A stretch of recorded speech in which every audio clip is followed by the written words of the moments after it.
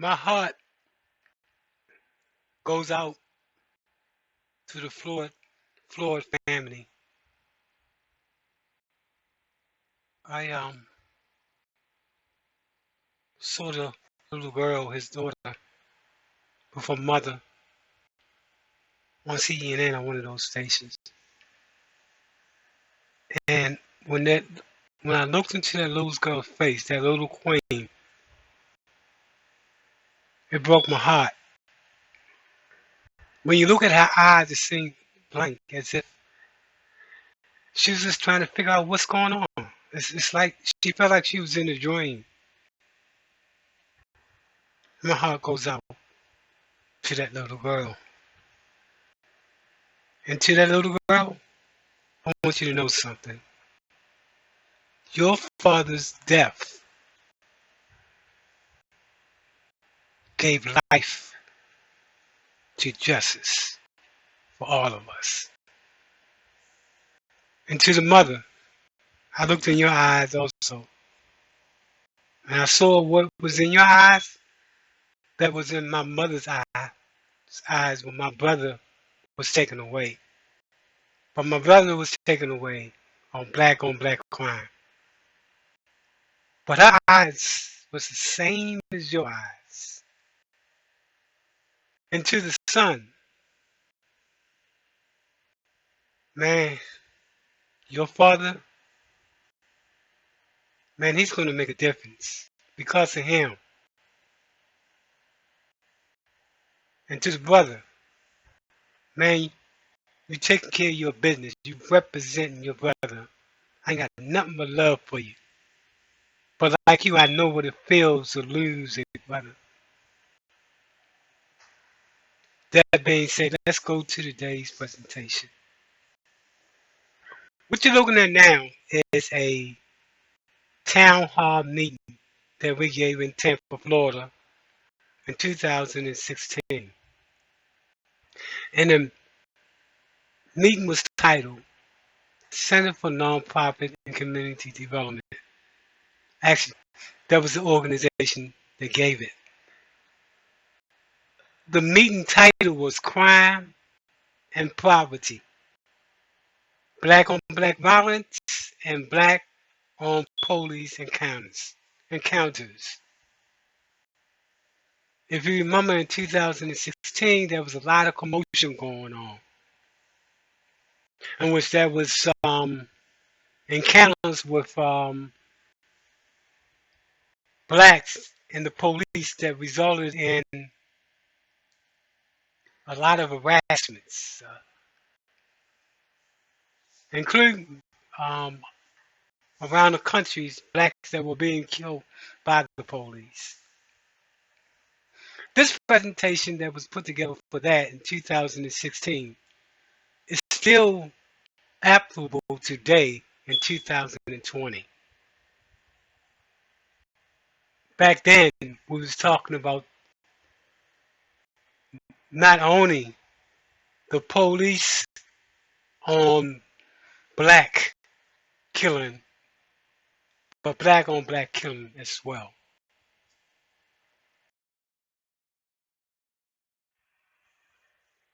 My name is Michael Randolph, and I'm with the Center for Nonprofit and Community Development. We are a 501c3 corporation started in 2008. We specialize in developing neighborhood planning, economic development initiatives in poverty-stricken communities. We focus on creating national models and best practice approaches. Keep in mind, this was a presentation we made in 2016. In a national survey conducted by the Benson Strategy Group of 600 Americans and 600 Latinos, 90% of African Americans and Latinos supported strengthened strengthen police accountability through civil boards. Again, 90% of Latinos and blacks in the survey.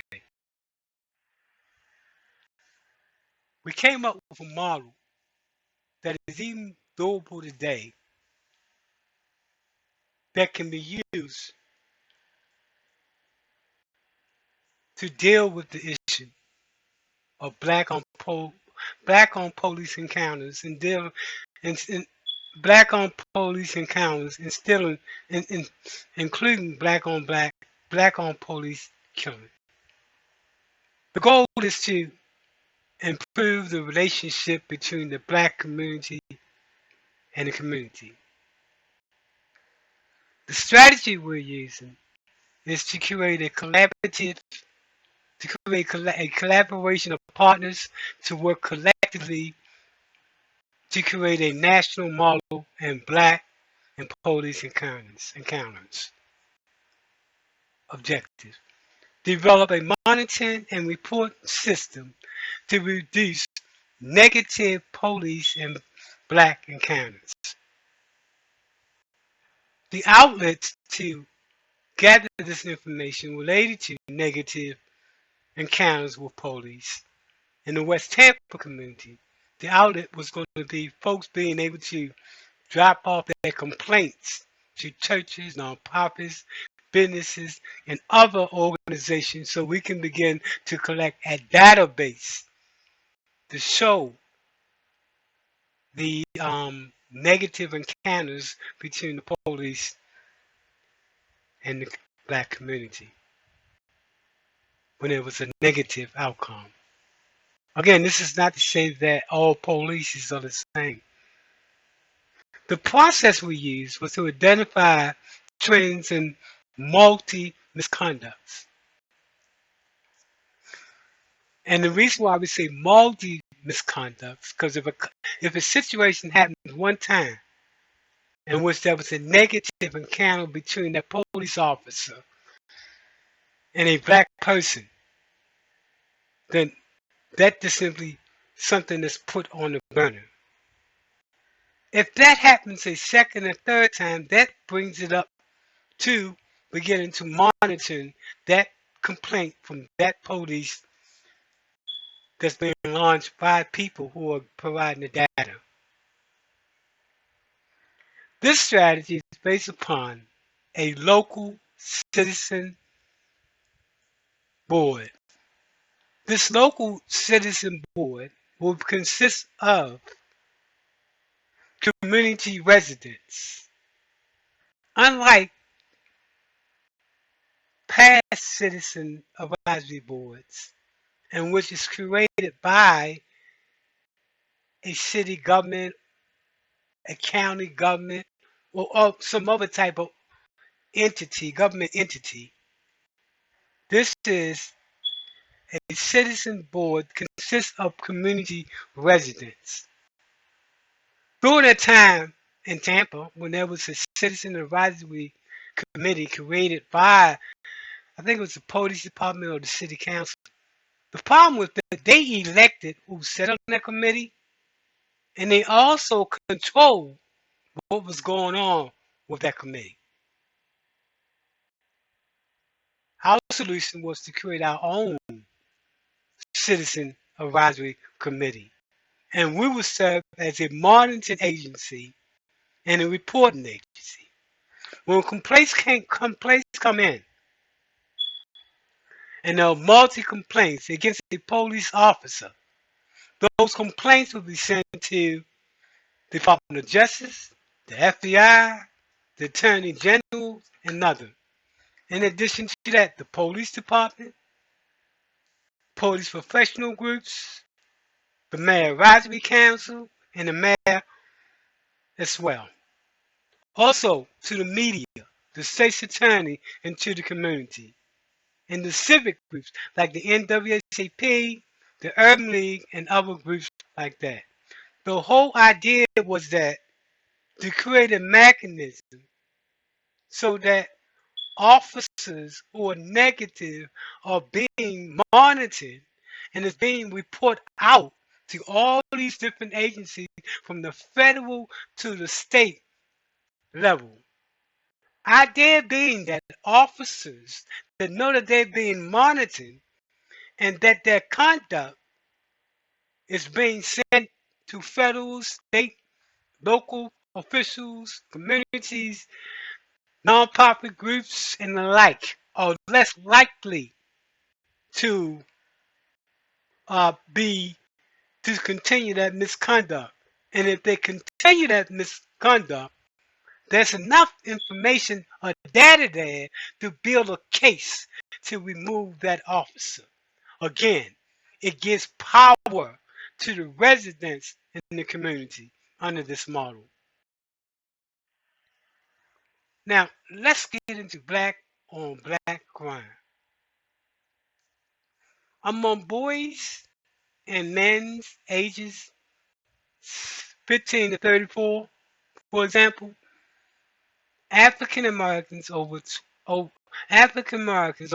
African Americans are over 20 times more likely than whites to be victims of gun violence.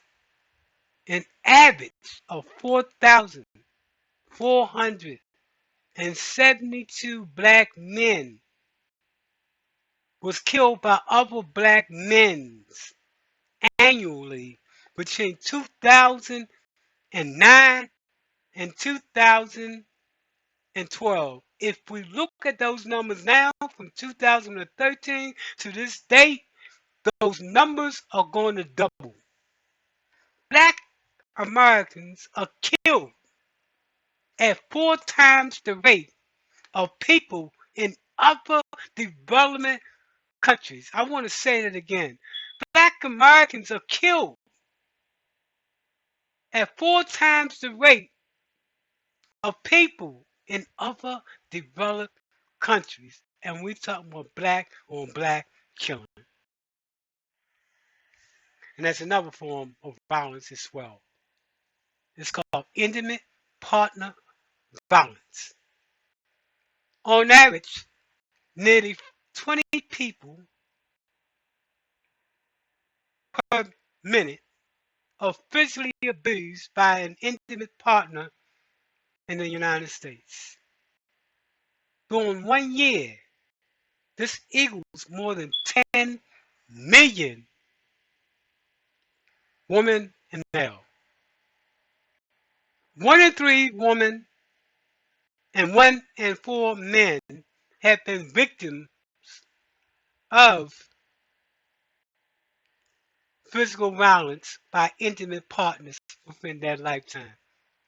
1 in 3 females and 1 in 4 males. Intimate partner violence accounts for 15% of all violent crimes. What black Americans say about black on black gun violence? While more attention to gun violence in communities of color is sorely needed, too often existing coverage focus on black dysfunction rather than structural causes and potential solution. We're changing that. One of the root causes of crime and violence is poverty.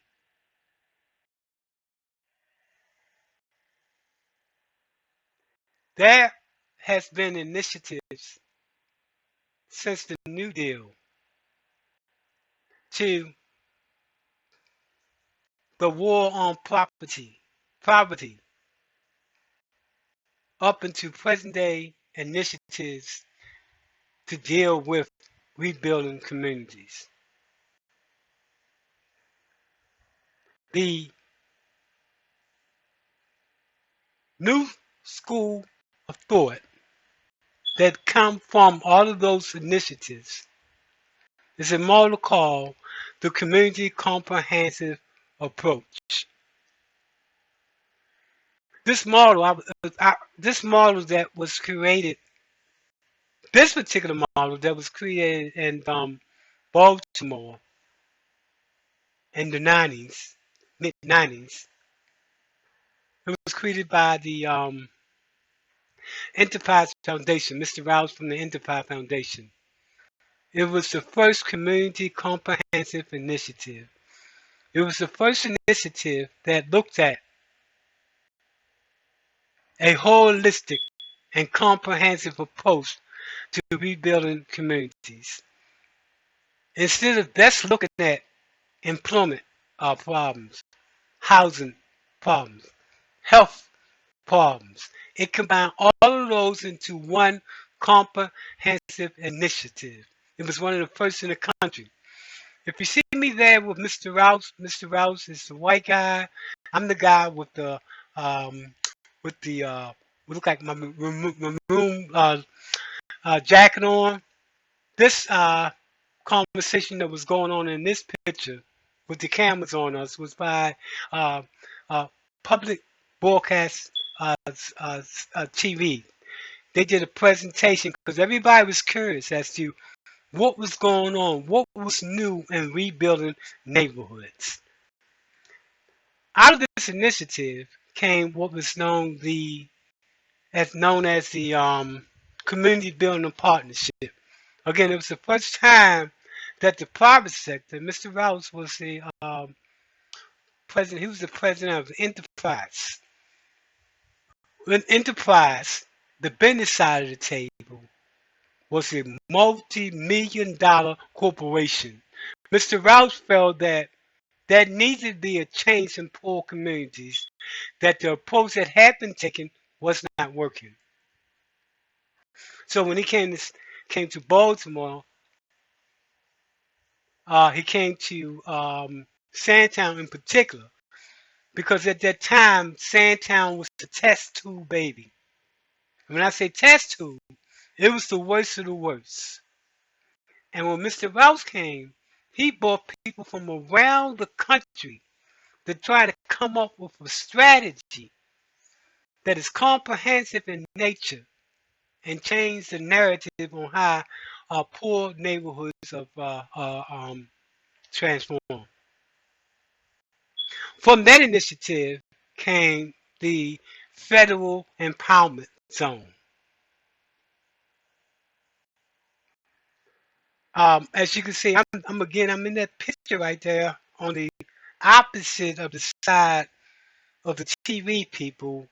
That was me giving a presentation in 1994 to folks that was coming from around the nation to hear about what is this new approach to changing neighborhoods. Out of that, learning that I gathered, that I obtained during the initiation of the Community Comprehensive Initiative. Out of that, when I left Baltimore, I came to Tampa. And when I came to Tampa, I looked at what were the lessons learned from the Federal Empowerment Zone, from a community comprehensive initiative. What were the things learned and lessons learned from that? And based on that, I developed the model in partnership with residents of West Tampa under the leadership of the West Tampa CDC. Let's talk about what the model looks like. What does the model look like for change? First, the strategy was a place-based strategy. Under a place-based strategy, residents are able to connect to services directly into their community. If a person is looking for a job, right there in their community, there is a facility there to help that person to get a job. If that person is looking for social services, then there is a place right there, place space to help them. That's part of the comprehensive approach. The mission, to be a catalyst for social, economic, commercial development, housing, and physical revitalization in the West Tampa community. Again, this is the West Tampa model. In terms of scope, it is a whole holistic approach, a comprehensive approach, and an integrated approach to rebuilding communities. In terms of holistic, it looks at all of the key elements that um, all of the key elements that make up a community. It looks at the economic, the social, and the physical aspects of their community. In other words, it looks at the texture and the fabric of their community and begin to design a plan to change it. The methodology used for this initiative is a community mapping asset building strategy that synthesizes three community disciplines: neighborhood planning, community organizing, and economic development into a single methodology of revitalization. Here's the West Tampa model. And this is the model that we're looking at using in 10 different locations throughout the United States. The model starts with an understanding that the community, as you can see on top, is what controls it all. The community designates the organization, in this case right here, the West Tampa CDC. They designate the West Tampa CDC as shareholders to lead and provide the tools for community revitalization. Keep in mind, the community is the lead group, the control. The West Tampa CDC then, in order to fulfill its mission that the community has set, partners with other nonprofits, government entities, the private sector, and institutions of higher learning. This partnership leads to strategies, and those strategies include economic, social, and physical. These strategies lead to program services, including business and workforce center, neighborhood center, youth center, and family center, in addition to housing and community development center. This is the model. This is what we call the comprehensive, holistic approach to rebuilding communities. We presented this plan to the community in 2004. And the way we did it was that we created the plan, that is community in the CDC, and then we brought the city to the table, we brought private sectors to the table, we brought other nonprofits to the table. But I think the thing that we learned is that we created a table and then we brought the different entities on to enact our plan, which was the community plan. And it wasn't the other way around, in which normally someone comes in and creates the plan and simply allows the community to be participant. We actually created the plan, created the table, and that meeting that we gave, that community-wide meeting we gave, got so much press because we was able to bring all of these different entities together to one table.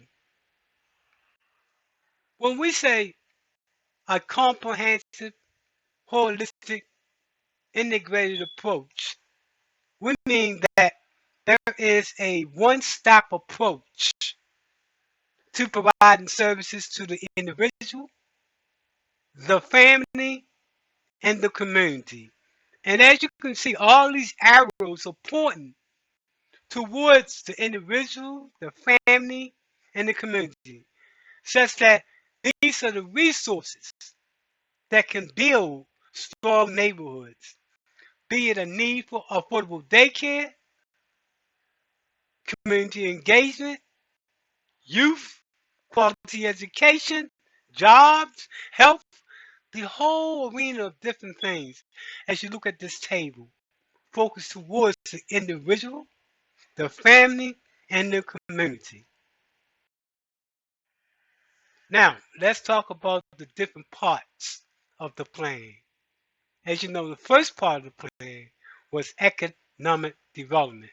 And let's talk about how does that look. So, we believe in leveraging the playing field, giving a hand up and not a hand out. How do we do that? Well, first, we remove the barrier to employment, be it substance abuse, criminal records, little or no marketable skills, lack of transportation, daycare, etc. We connect the hardest of places to jobs and create a pathway to employment. We increase residents-owned businesses.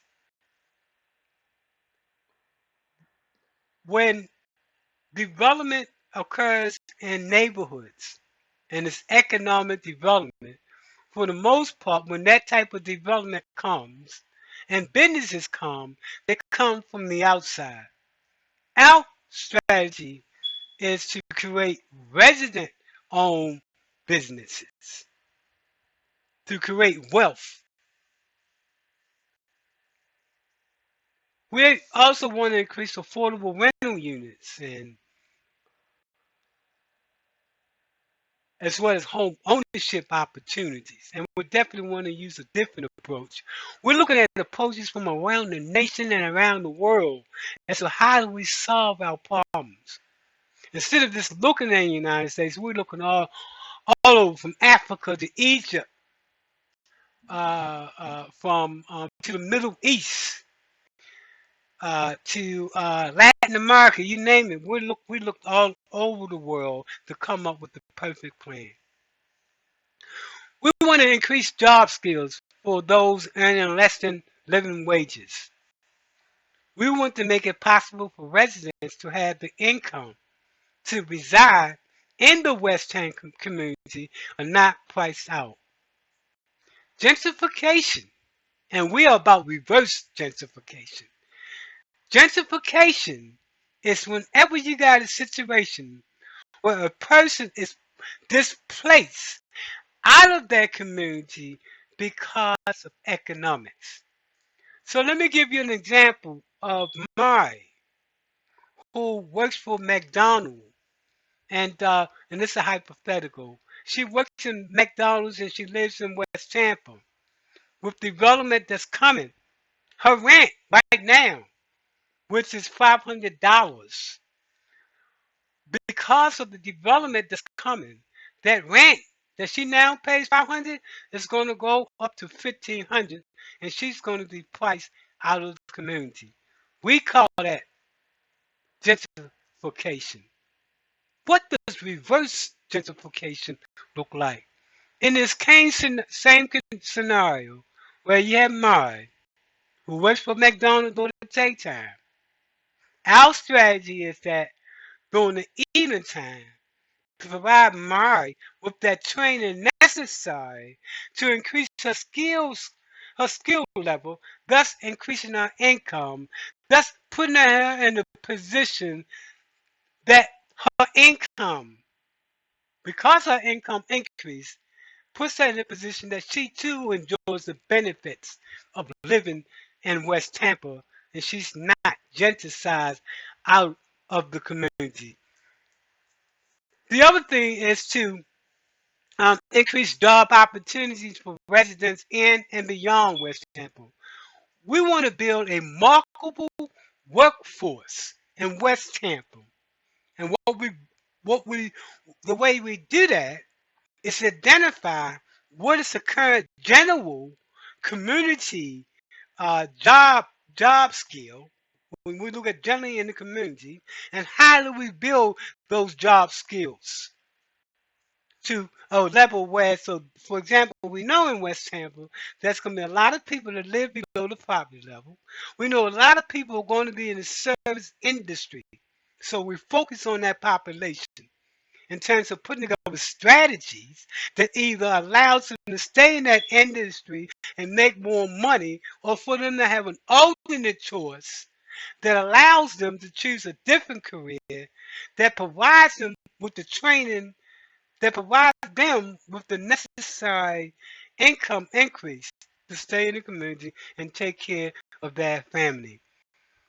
We believe in connecting residents back to the community to create a sense of belonging, transforming people, places, and things. Let's talk about connecting people back to the community.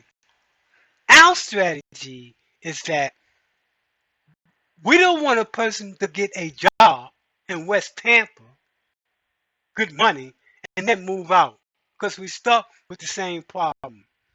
When we get that person a job, we want to connect that person now to either home ownership or affordable housing type of opportunity.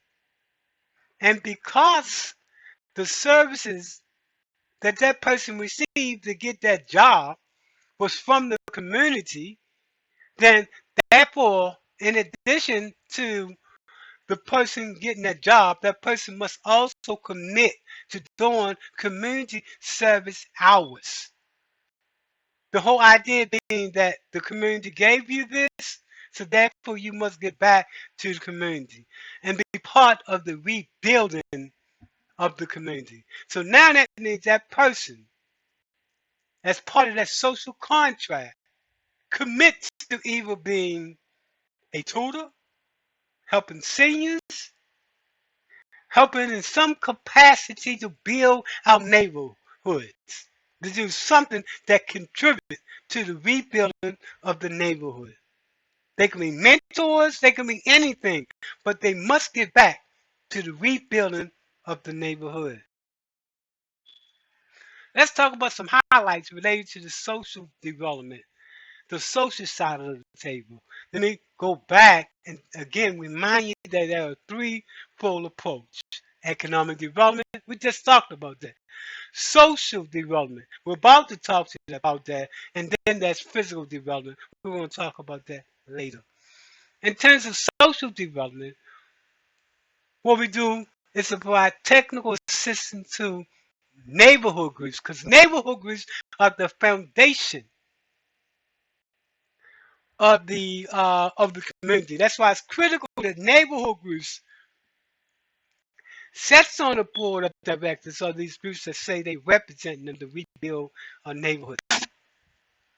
The technical assistance to the neighborhood group would include showing them how to mobilize and organize and increase their membership to their neighborhood meetings. The other thing would be to assist them in writing grants in order to get money to do community events, to do youth activities, to show the community that they're out there, they have a presence, and they're doing something related to community building. We want to work with those neighborhood groups and actually getting grants, actually writing the grants on their for them to submit to funders. We want to reduce crime by focusing on prevention, intervention, and deterrence instead of incarceration. Crime in West Tampa is twice the national rate. We are going to end the school to prison pipeline. We've developed a reentry program that focuses on connecting returning people. We turn the people from the system. Let me read this again. We develop a program that focuses on connecting those returning from the system. Now I got it. With tools to success. That is, that person signs a social contract when they come back to the community. And part of that social contract say that to the best of their ability, that they're going to be part of a productive member in our community. In addition to that, because we believe in second chances, in addition to that, part of that reentry program includes connecting that person to a job or that person to starting his own business. Because what we do know is that a lot of times when you have a criminal record and you're coming out, there's a lot of jobs that you can get and you're limited in those jobs. But you're not limited if you start your own business. Let me give an example. You got a man that coming out the system and he definitely wants to start his own business because he don't think that he'll be able to get a good job paying good money because of his record. So what we do with this man, and this man, right, this particular person right here said, look, I like to cut grass. So this individual, we will work with him and start an LLC. We will provide him through a mini loan money to buy the landscaping things he needs to create his own business. Now this man that has a criminal record is making good money, and his record is not stopping him from making good money. And he's a productive member of society. Now, for that, again, that individual must give back to the community in terms of doing volunteer work, be it mentoring program, working with seniors, or something that helps to rebuild the neighborhood. Youth programs. We want to focus on at risk in the hardest to reach young people. We want to focus on those those young people that are in the streets that are on the corner. We call them the hardcore. Here's what we know. While programs like um, programs like the YMCA and Girls and Boys Club do focus and do great work in working with youth. When it comes to the hardcore at risk, now this population is untouchable. First, they don't. First of all, they don't connect to these programs because they think that they might be weak to be in the boys' clubs, in the girl club, or the YMCA, so they stay on their corner. Our program is going to use a hip hop approach to attract those young people to our programs. And we're talking about the hardest of the hardest on that corner, that kill type of young person on that corner. We're going to attract them using a hip hop approach.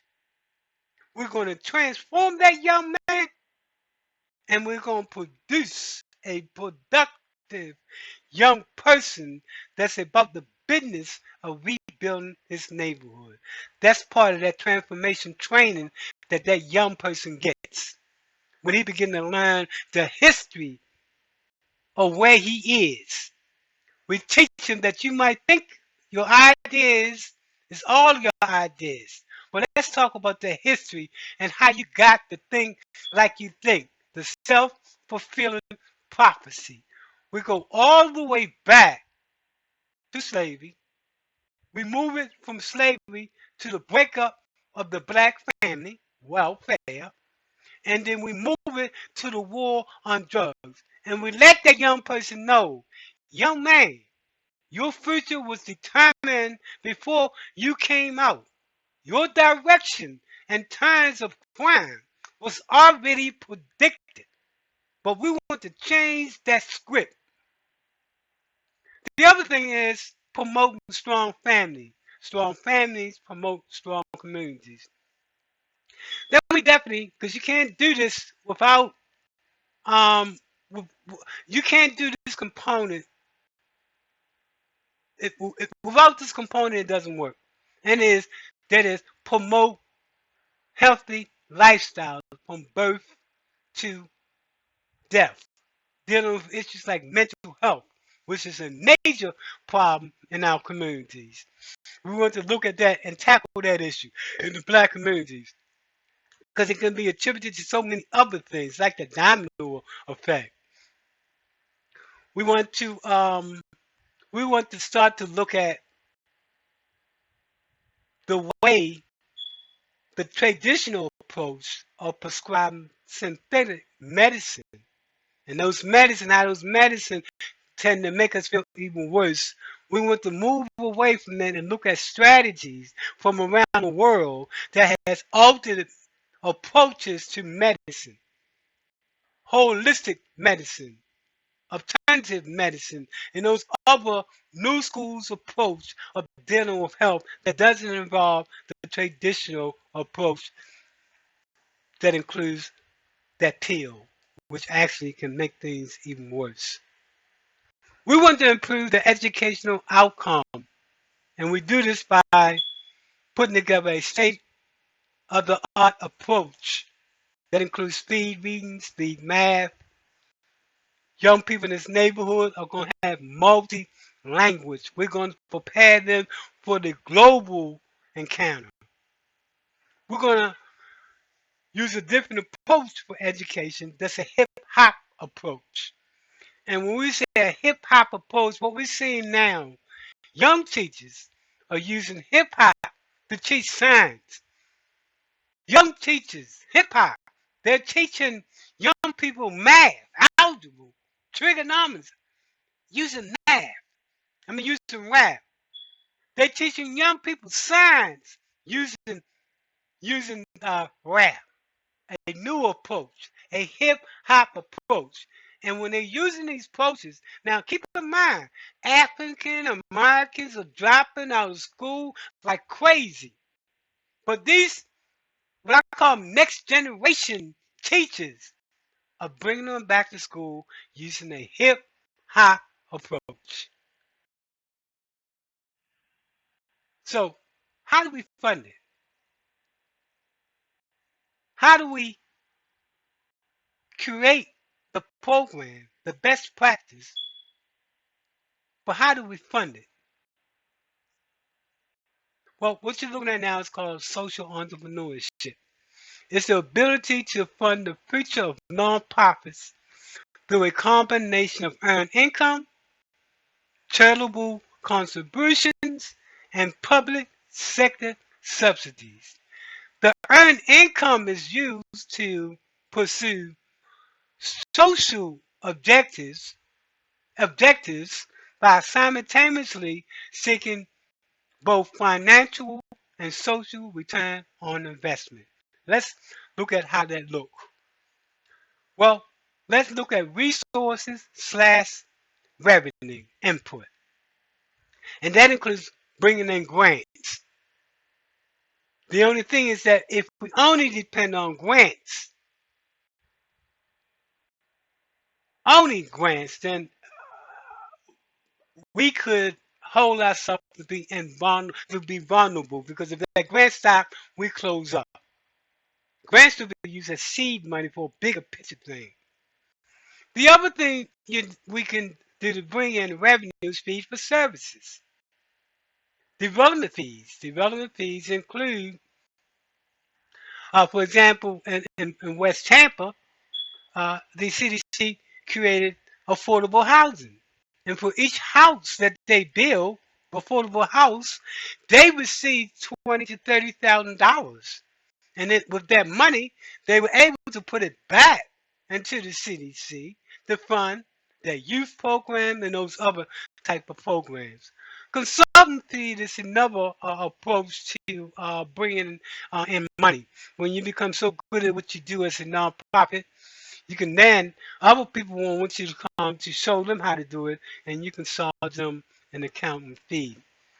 By far the most effective way to be financially sustainable is creating a social enterprise, your own business.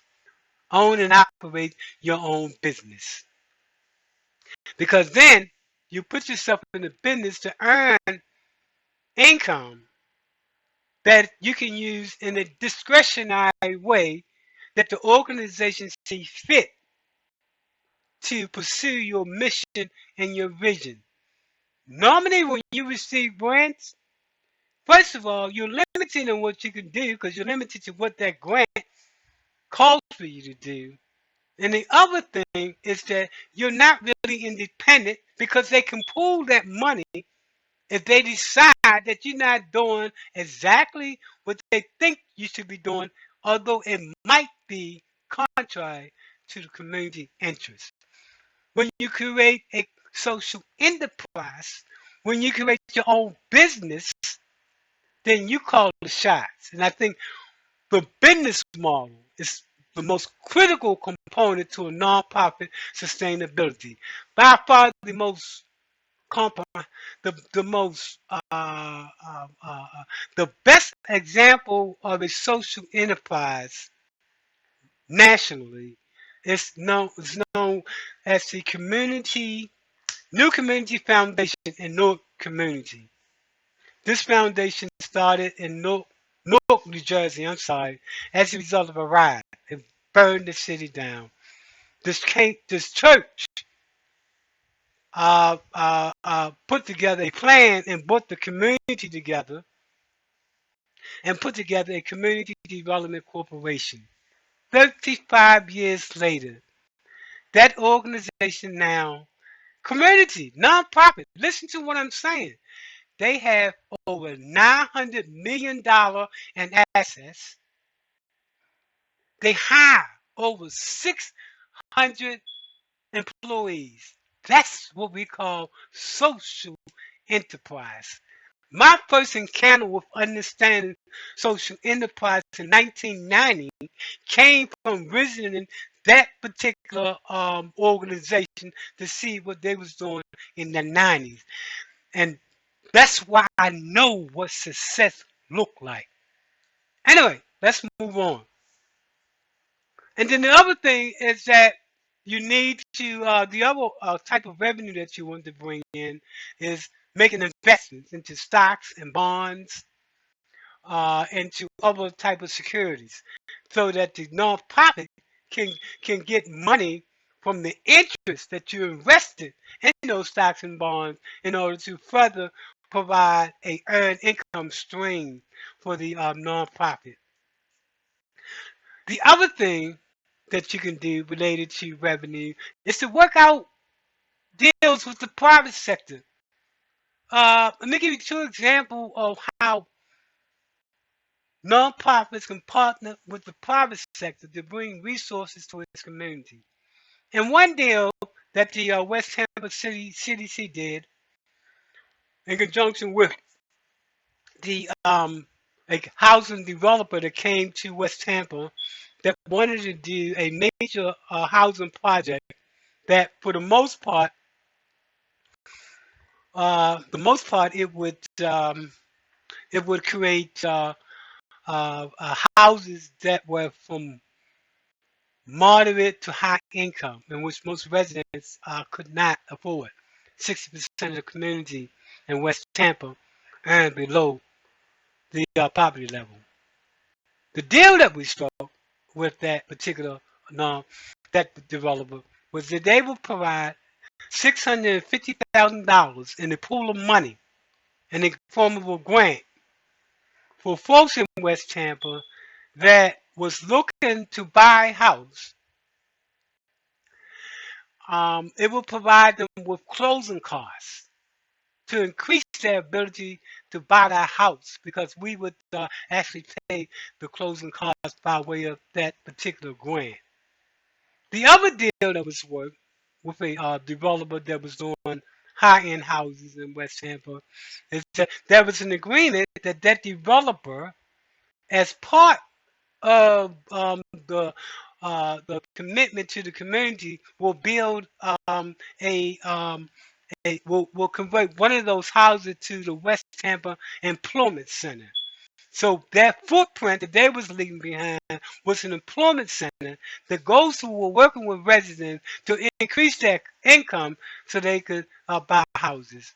Needless to say, we did get money from that deal, but for the most case, it went upside downward. Only because, if you recall, in 2007 and 2006, the market went upside downward.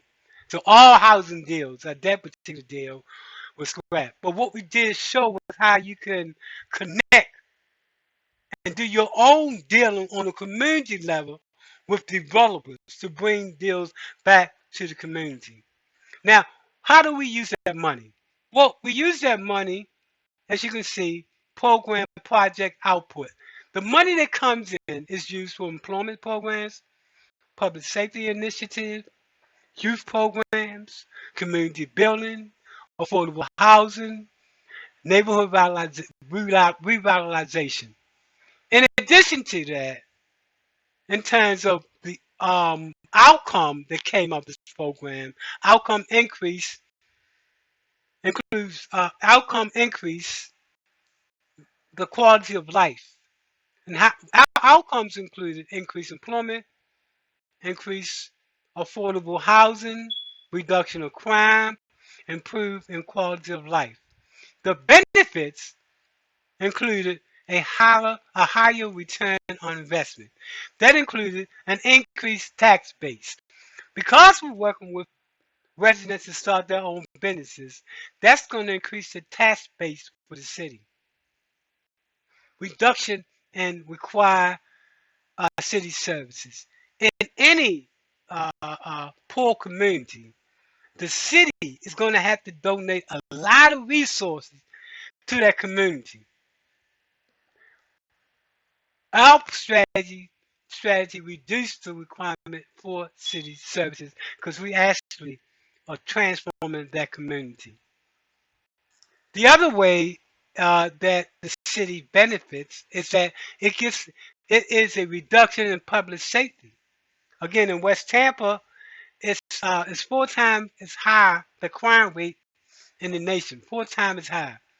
If we reduce crime, that means the city reduces the amount of public safety money that they put in West Tampa, because now they can reduce the number of police officers in that community. So again, it's a benefit to the city. But we also benefit under the strategy in terms of benefits. We also benefit lenders, bankers, by reducing the risk to lenders. Lenders do not like risk. They like to do a deal in terms of a money deal, whereas there is a good chance that the deal is going to work. So what we do is reduce the risk involved in that particular lending institution to create money, to put money into West Tampa. The other thing we do is lenders. Lenders, I'm sorry, uh, uh, investors. Investors, unlike lenders, investors don't mind taking a risk. Our strategy increases the return on their investment. The other and last element of the benefits to the benefits involved in this strategy is that it is it creates a better quality of life of residents. That leads us to what we call community engagement on a national level, to take it to the next level, to use the model in West Tampa, and now to have a conversation with the nation. The approach that we're going to be talking about in an upcoming meeting is a comprehensive approach to transforming poor communities And we start from the hood, the way it is now. We change that hood to the neighborhood. We change that neighborhood to the community. And we change that community to the village. It's a reverse gentrification and people transformation approach. It's a bottom-up approach. And by bottom-up approach, it's resident-driven.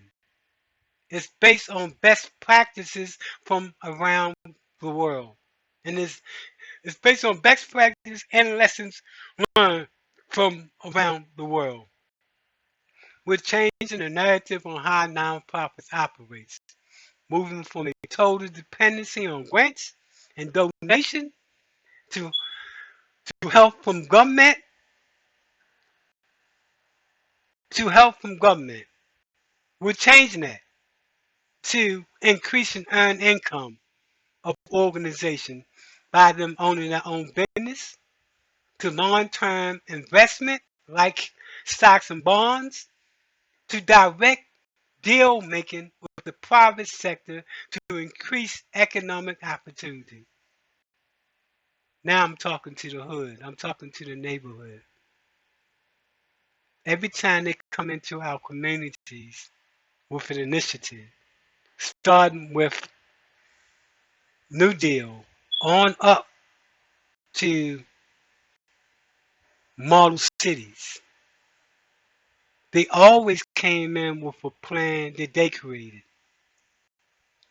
Our plan is a bottom-up plan in which we think the best approach to change a neighborhood is for the community to put together that strategy and then bring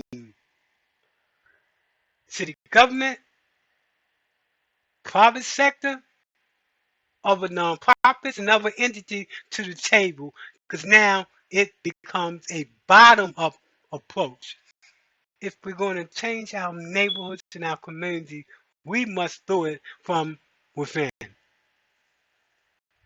And let me share a story with you how compassion I'm in. Let me show my compassion with you, because every day that I look at my door, and I live in Tampa. I live in Rovers Park, which is a federal housing project.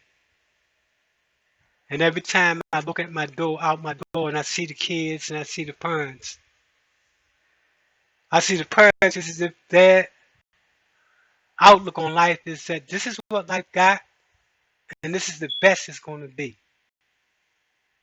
I look at the little kids, and I say, 5 kids playing, 4 of you are going to end up in the criminal justice system already, even before they even turn to change. They've already, and the elements in that neighborhood geared them towards the criminal justice system. To that man who is working hard for his family, and now he has a gun in his hand because he's tired of being tired. He's doing everything he can to support his family. He's working hard, but it's not working.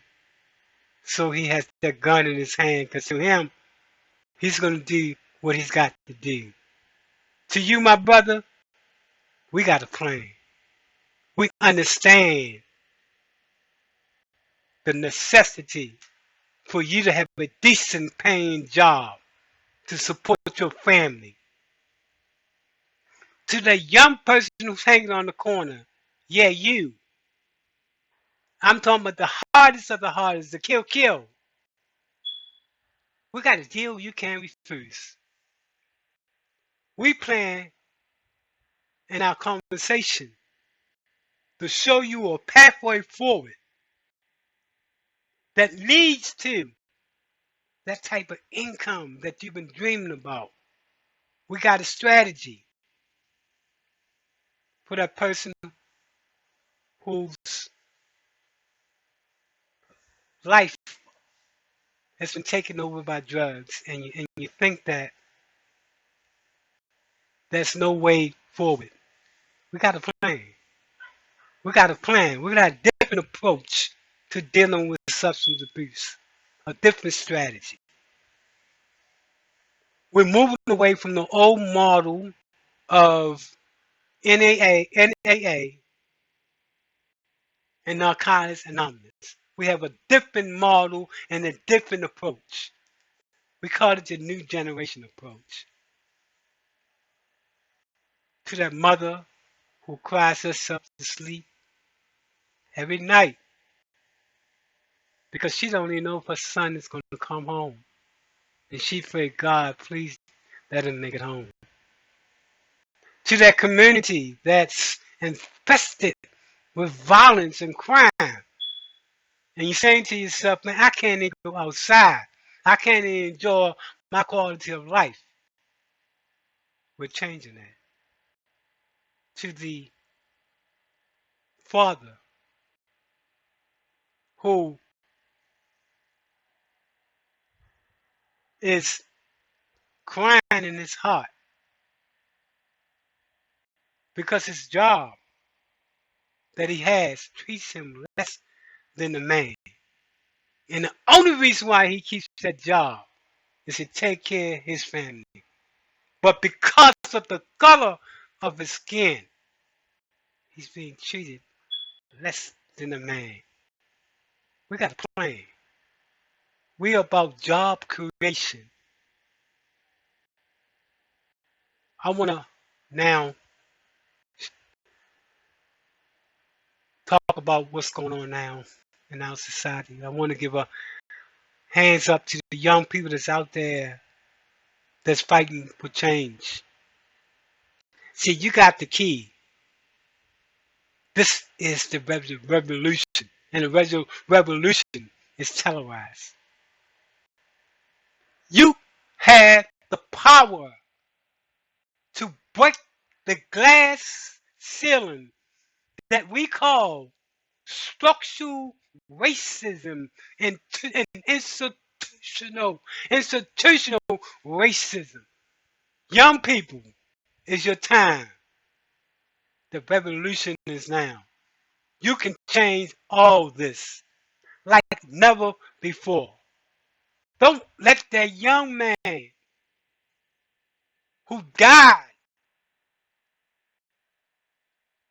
because that police decided to take his life. Don't let his death go in vain. This is your time. Young people, march out there. Create change. Tell your kids that's coming up that I was out there and I created the change that you see. Young people, is your day. Soldiers, is your day. March, but make sure you put on a mask. And the other thing, vote, vote, vote. This is a new day. Everything is changing. Everything. From the virus that has changed us to the killing of an unarmed black man. God's plan. It's not by chance, but it's up to you. How you use this moment, you can go in and you can ride, get a couple of dollars from riding, going to stores. You can do it that way. Take those couple of dollars home and you got nothing. You got no change. Or you can stay focused and march and create that opportunity for your son so that black man can look in his son's face and say, son, because of what I did today, your life is different and changing.